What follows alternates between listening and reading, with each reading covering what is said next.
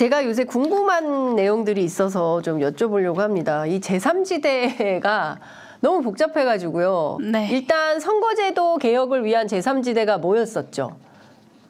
네, 제3지대라고 이야기하기는 좀 어렵겠지만 네. 선거제도 개혁이 필요하다라고 네. 동의를 하는 사람들이 이제 모였었죠. 네, 거기에 뭐 정의당 그룹도 있고 뭐 이제 용 의원님도 있고 또 민주당의 이탄 의원도 계시고 또 이제 보수정당에서 오신 분들도 있고 이제 다양한 세력들이 있었는데 요분들은 선거제도 개혁만 관련해서 논의하는 그룹이었던 건가요? 네, 그 정치개혁 2050 그룹을 네. 말씀하시는 것으로 제가 이해를 했는데 네. 이제 선거제도 관련돼서 논의를 하는 그룹으로 이제 처음에 모이게 된 것이고, 네. 네, 이제 그 구체적인 내용들에 있어서 좀 이견들이 있어가지고 저는 지금은 이제 정치개혁 2050에는 함께 하지는 않고 있는데요. 근데 네. 이제 구체적으로 각 안마다 함께 할 수 있는 부분들은 또 개별적으로 함께 힘 모으면서 네. 선거제도에 대한 여러 가지 노력들을 해온 것은 사실입니다. 네.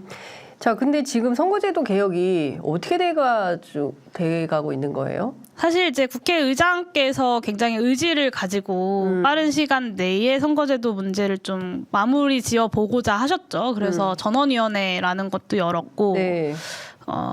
국회 정개특위에서 국민 공론화 조사도 네. 진행을 했습니다. 네. 사실 이제 전원위원회에서 저는 이제 전원위원회 실패했다라고 이제 그 발언을 시작을 했었는데 네. 그 누구도 책임지지 않는 그냥 모두가 각자의 의견만 이야기하고 그 의견을 누군가가 주워 담아서 이렇게 구체적인 합의안들이나 방향들을 도출해내는 것이 아니라 그냥 4일간의 말하기 대회가 끝나버리게 된 네. 이런 책임 없는 논의 방식에 대한 문제 제기를 좀 했었고요. 네. 그리고 국민 공론조사 결과는 분명했습니다. 선거제 소선거구제를 유지하면서 연동형을 강화하고 네. 유지하면서 또 비례 의석을 늘린다. 예. 필요하면 의석수 전체도 늘린다. 예. 라는 게 이제 국민 공론조사 결과였습니다. 예. 근데 이거를 각자가 입맛에 맞게 해석했죠. 뭐. 국민의힘은 국민의힘대로, 네. 민주당은 민주당대로. 그렇습니다. 그리고 여전히 뭐 중대선거구제는 유효하다거나 네. 사실 국민들은 중대선거구제가 아니라 명확하게 소선거구제를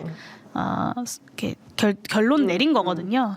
그리고 이제 연동형이 아니라 뭐 병립형으로 돌아가야 된다거나 막 이런 각자의 입맛에 맞는 방식으로 이것을 해석을 했는데 네. 저는 그게 되게 아쉬워요. 공론화 조사를 심지어 국회가 열어서 했으면 그 국민의 뜻을 그대로 법 개정안에 반영해야죠. 근데 그거를 못해서. 근데 왜 그러는 거예요? 그러니까 저는 좀 납득할 수 없는 게 공론조사까지 해서 필요하면 의석수를 확대한다라는 논의까지 됐는데 김기현 대표는 느닷없이 그 의석수 축소 10% 축소 얘기했고 이뇨한 혁신위원장은 그걸 혁신안이라고 낸 거거든요. 상식적으로 국회의원 숫자가 줄어들면 네. 국회의원의 권력은 더 커지지 않겠습니까? 국회의원 권력도 커지고 누리는 혜택도 많아지는 것이고 더 소수자가 독점하는 형태로 가는 거죠. 네. 네. 그래서 저는 뭐 세비 축소 이런 것들은 우리가 논의해야 하고 네. 추진해 나가야 하는 예. 방향이라고 생각하지만 네. 의원 수를 줄이겠다 이런 거는 그냥 정치 혐오에 기댄 이것이야말로 악성 포퓰리즘이 아닌가라는 생각이 좀 많이 들었고요. 네. 그리고 국민 공론조사 결과를 그대로 그 선거 개혁 법안에 반영하는 것이 아니라 뭘 했냐면 2+2 협의를 시작했어요. 네. 근데 이 2+2 협의는 정개특위 그러니까 공식적인 기구가 아니거든요. 네. 근데 정개특위 논의보다도 더 심급의 논의처럼 진행이 되고 그 내용도 공개되지 않고 그 각 정당이 어떤 입장을 가지고 어떤 협상들을 하고 있는지도 공개되지 않죠. 그러니까 굉장히 비공개의 네. 밀실 협상을 네. 국회의장의 지시하에 민주당과 국민의힘이 진행을 한 건데 그 결과도 지금까지 없는 거잖아요. 그래서 저는 여기에 이제 막 진보 정당들도 네. 선거제도는 게임의 룰이다 이런 얘기 많이들 하시는데 저는 선거제도를 게임의 룰이라고 보면 필연적으로 선거제도 개혁 실패할 수밖에 없다고 생각하고 정확히 국민의 민심을 의석수에 어떻게 반영할 것인가. 그게 어떻게 해서 게임의 룰이에요? 그렇죠. 이 원칙에 네. 입각해서 논의를 해야 네. 선거제도 개혁도 국민들의 공감대도 형성이 되고 의미 있는 정치 개혁으로도 갈 수 있다 이렇게 생각을 하는데 네. 여전히 좀 밀실에서 논의가 되고 있는 상황인 것이 좀 많이 아쉽죠. 결론은 언제 나는 겁니까? 사실 선거제도가 법적으로는 이미 4월 달에 결론이 그러니까요. 났었어야 하는 거고요. 예. 근데 우리가 과거 사례를 돌이켜 보면 지난 20대 국회 2019년 말이죠. 그때도 12월 17일인가? 네. 그때쯤에 이제 최종적으로 본회의에서 통과했을 거예요. 아마 이번에도 벌써 11월 달이기 때문에 네. 12월이나 돼야 가능하지 않을까. 혹은 그래서- 그것보다 더 늦어지는 것은 아닌가 이런 걱정도 좀 됩니다. 그래서 병립형이에요, 연동형이에요? 그것도 제가 이제 네. 여러 의원들과 네. 뭐 각 정당의 뭐 취재를 막 할 거 아니에요. 어떻게 되는 거냐? 예. 누구도 모른다고 합니다. 아무도 모른다. 누구도 그러니까- 모른다고 하고 예. 이제 변수가 계속해서 생기니까 오히려 결정하기 더 어려워지는 것 같아요. 뭐 예를 들면 이준석 신당이라는 네. 변수가 등장하니 네. 국민의힘의 태도에도 네. 뭔가 변화가 있게 되는 거죠. 뭐 예를 네. 들면 예전에는 선거제도 개혁 안 하면 그만이야. 네. 우리는 그냥 위성정당 만들면 네. 돼라고 이제 국민의힘이 이야기를 네. 했는데 네. 이제 오히려 이제 국민의힘에서 이준석 신당 어떡할 건데? 이렇게 그러니까요. 되는 거죠. 네, 그러니까 오히려 병립형으로 돌아가는 걸 이제 빨리 합의하고 싶은 그런 마음이 예. 생기겠죠. 예. 그래서 실제로 협상이 어떻게 진행될지는 좀 예. 지켜봐야 할 것 같습니다. 근데 병립형으로 돌아가는 거는 과거로 퇴행하는 건데 이 퇴행에 동의한다면 민주당이 존재 이유에 대해서 의심받지 않을까요? 아마 그것이 이제 민주당의 큰 고민인 것 같아요. 저는 병립형으로 가고 싶은 거예요, 민주당은? 그건 모르겠습니다. 네. 그건 모르겠는데 네. 저는 병립형으로 돌아가는 걸 어떻게 해석하냐면 네. 정치개혁이라는 건 촛불 이후에 대한민국 정치 이렇게는 안 된다라고 해서 이제 바뀌게 된 거잖아요. 그렇죠. 근데 그게 뭐 특정한 정당이 혼자 얘기했던 것이 아니라 뭐 당시 여당이었던 더불어민주당 그리고 여러 국민의힘을 제외한 다른 야당 네. 뭐 당시에 민주평화당도 있었고 뭐 바른미래당이었나요? 바른미래당도 있었고 예. 정의당도 있었고 예. 이런 야당들과 시민사회와 중앙선거관리위원회가 네. 낸 안도 이제 사실 비슷한 안이었어요. 그러니까 합의를 해서 만들어낸 정치 개혁 안이거든요. 근데 이거를 병립형으로 돌린다는 것은 정확히 말하면 촛불 이전으로 대한민국 정치를 되돌리겠다는 것이고 저는 탄핵 세력의 복권, 정치적 복권을 의미한다고 생각합니다. 네. 그래서 병립형으로 돌아가는 것은 뭐 이제 그것의 의석수의 결과만 놓고 보면 위성 정당을 만드는 것과 똑같은 결과 뭐 이런 비판도 가능하지만 저는 좀 더 역사적이고 정치적 의미를 부여해야 된다고 생각하고 네. 탄핵 세력의 정치적 복권만큼은 우리가 막아야 하지 않겠냐라는 생각이 좀 듭니다. 그러니까요. 제가 중국 가기 전만 하더라도 저는 진짜 훌륭한 대한민국에서 살게 될 거라고 기대하고 떠났는데, 예. 그래서 제가 저희 아이들한테 우리가 지금 떠날 때는 비행기 타고 가지만 돌아올 때는 기차 타고. 예, 기차 타고 평양으로 해가지고 서울역으로 들어올 거야라고 했는데 웬걸요. 그러니까 참 개혁 정부에게 촛불 정부에게 기대하는 게 굉장히 많이 있었지만. 참 답답해졌다. 이런 말씀 드리면서 사실 우리가 넘어야 될 고비와 산과 막 이런 게 너무 많습니다. 아직도 막 개혁지체 현상이 도처에서 있기 때문에 사실은 정치가 풀어야 되는 수많은 개혁 과제 의제들이 있는데 앞서 말씀 주신 대로 탄핵 세력이 정치적으로 복원된다면 과거에서부터 다시 출발해서 올라와야 되는 건데 이거 하지 말자고 저희가 5개월 동안 모든 국민들이 주말을 다 반납하고 한 번도 쉬지 않고 촛불 집회를 했던 겁니다. 그런데 이 와중에 이런 상황이 됐으니 도대체 이건 누가 책임을 져야 되나 참 답답한 상황인데요. 이준석 신당 좀 여쭤볼게요. 네. 이준석 신당을 지지하는 젊은 층들이 많다. 그래서 실제로 민주당이나 국민의힘 양당에 상당히 영향을 많이 미칠 걸로 보인다라는 여론조사 결과도 있습니다. 젊은 정치인 용해인 의원이 보실 때 실제로 그런 흐름이 있습니까? 글쎄요.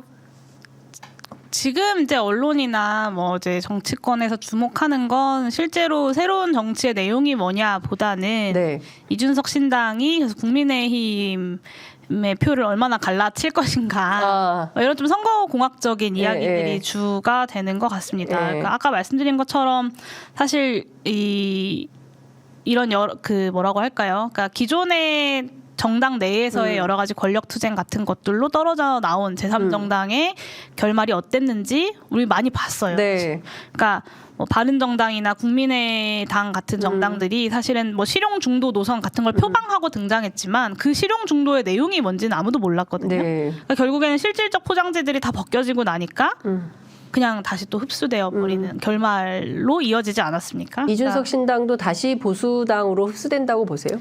분명한 이 정당의 시대적 역할과 그리고 대한민국이 나아가야 할 방향에 대해서 제시하지 못한다면 결국에는 그런 결말, 선거가 끝나고 나면 지금 뭐 이렇게 정의당 일부부터 시작해서 뭐 비명계, 뭐 국민의힘 일부 이렇게 해서 모인다고 하잖아요. 근데 이렇게 모인 사람들이 그럼 도대체 무엇을 위해서 모인 거냐?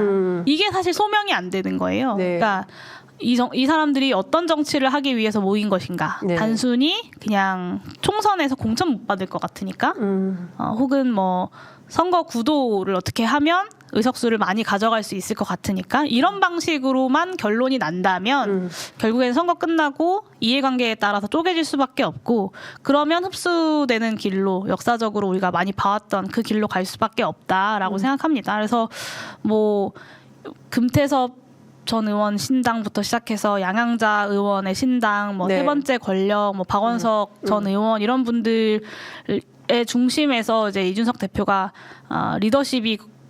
리더가 될 수 있을 것인가, 혹은 그게 동의가 가능한 것인가, 저는 쉽지는 않아 보이고요. 그리고 이런 다양한 세력들 간에 합의할 수 있는 노선이라는 것도 저는 매우 협소한 수준일 것 같아요. 그러니까 매번 토론하면 된다라고 이야기하면 말은 되게 좋죠. 민주적인 것 같아 보이지만 사실은 그 정치적 결사체인 정당은 아주 탄탄한 어떤 공동의 지반이 있어도 네. 토론이나 논의하는 것이 쉽지 않습니다. 근데 이 공통 기반이 있어야 이제 토론이라는 것도 가능한 건데 네. 과연 이렇게 다양한 뭐 이준석 신당, 뭐 금태섭 신당, 양양자 신당, 뭐 세 번째 권력, 뭐 박원석 전 의원 이런 사람들이 모여서 그런 토론이 가능할까?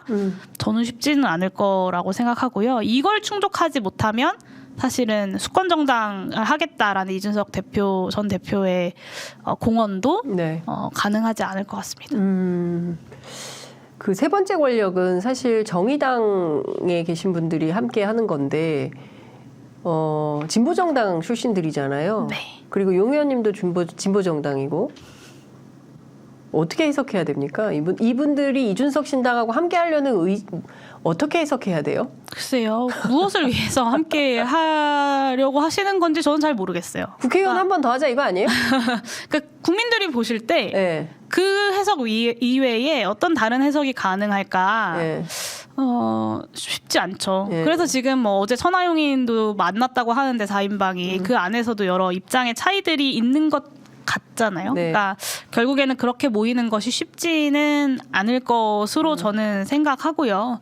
진보 정당이 대한민국에서 늘 이렇게 개혁을 추동하고 이끌어오는 역할을 해왔죠. 그리고 그 역할에 대해서 이제 어느 정도 위기에 처해 있는 것도 사실이고 그런 것들을 타개해보기 위한 여러 가지 노력들이 있는 것도 사실이지만 저는 이 시대의 변화 그리고 시대의 흐름에 조응하지 못하는 것이 사실 위기의 원인이지 무슨 이준석 신당이랑 손잡으면 위기를 타개할 수 있고 진보 정당이 다시 시작할 수 있고 이런 문제는 저는 아닐 거라고 생각합니다. 아까 이준석 전 대표하고 용 의원님 사이는 세계관의 차이가 크다고 말씀하셨어요. 사실 이준석 전 대표의 주요 지지층은 이대남이라고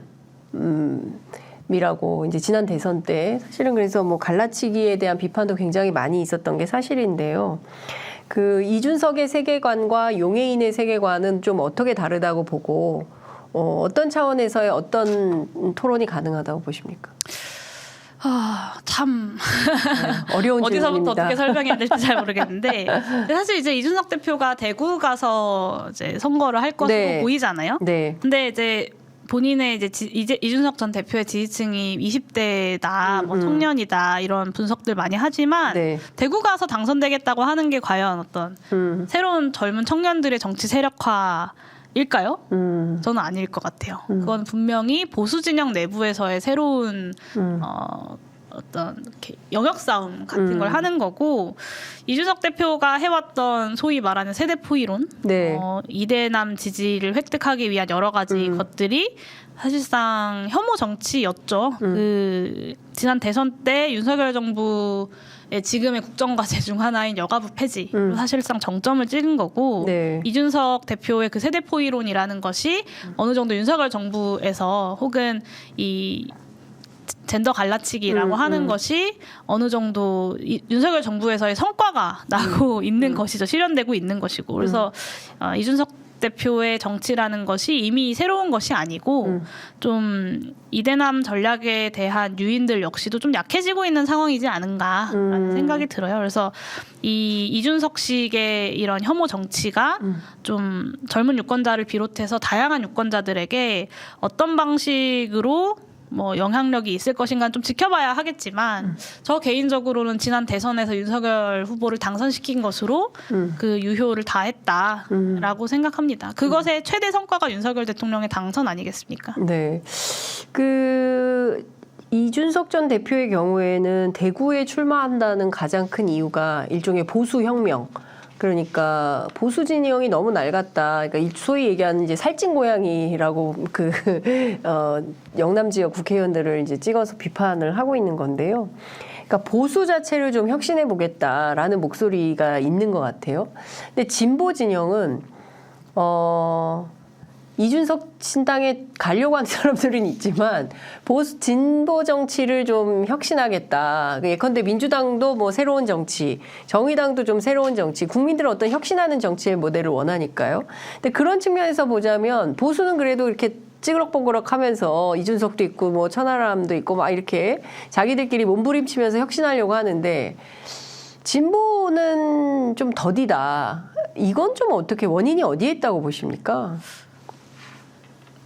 시대 인식을 어떻게 하고 있느냐. 시대 인식의 차이가 있다. 그러니까 저는 정의당을 비롯한 진보 정당들이 이제 네. 수십 년 전에 진보 정당의 선배님들이 만들었던 이 임금 노동을 기반으로 한 복지국가 이 세계관의 틀에서 못 벗어나고 있는 것이니 사실 새로운 정책과 내용도 부재하고 시대에 맞지도 않는 그런 정책적인 내용들만 가지고 선거공학적 판단들만 계속 하고 있는 것이 아닌가. 노동조합이라는 조직된 틀 안에서. 그러니까 노동조합이라는 조직된 노동운동이라는 것은 사회의 중요한 축이죠. 네. 근데 다만 진보 정치라고 하는 것이 그 축으로만 세상을 바꿀 수 있는 것인가. 그리고 어떤 이 임금 노동에 기반한 복지국가 이외에 더 이상 임금 노동이라는 것이 예전처럼 어떤 안정적인 일자리를 보장해주지도 않고 그런 일자리를 가진 사람들이 다수도 아닌 상황에서 그러니까 새로운 어떤 삶의 방식들과 시대의 모습들이 드러나고 있는 거죠. 그런데 여전히 좀 과거의 대안들을 가지고 싸우고 있다는 점이고요.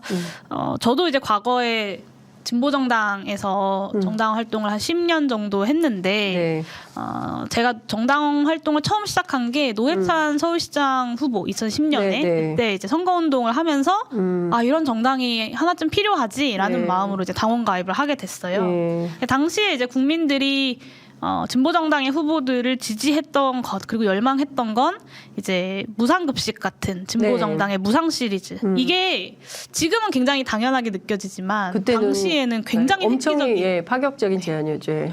굉장히 획기적인 전환이었고 국가의 역할이 무엇인가를 그러니까 그냥 아이들 몇 명 밥 무료로 주는 것이 아니라 정부의 역할이 무엇인가를 새로 쓰는 기획이었단 말이에요. 근데 그 이후부터는 그렇게 좀 국민들에게 국가의 역할이라거나 좀 이런 새롭게 가 닿을 수 있는 정책들과 비전들이 뚜렷이 보이지 못했던 것 같아요. 그리고 거대 양당 같은 경우는 제가 이번에 행안위 국정감사하면서 관변단체를 좀 열심히 파보기도 했는데 지역사회 곳곳에 이런 관변단체들이나 뭐 뿌리 있게 자리하고 있는 지역 유지들을 통해서 이제 거대 양당은 발전을 하잖아요. 근데 이런 방식이 아닌 그 바깥의 국민들을 너르게 포용하겠다라고 하는 정당들이 해야 하는 건 진보 정당들이 똑같이 관변단체 그리고 지역 유지들의 힘으로 당선되고 이럴 수는 없는 거 아니에요. 네. 그러니까 결국에는 명확한 정책과 비전으로 바람을 일으켜야 하는 건데 네. 그런 바람을 일으키지 못했고 예. 그런 바람을 일으키지 못한 건 그런 정책과 비전이 사라져 버린 거죠. 그리고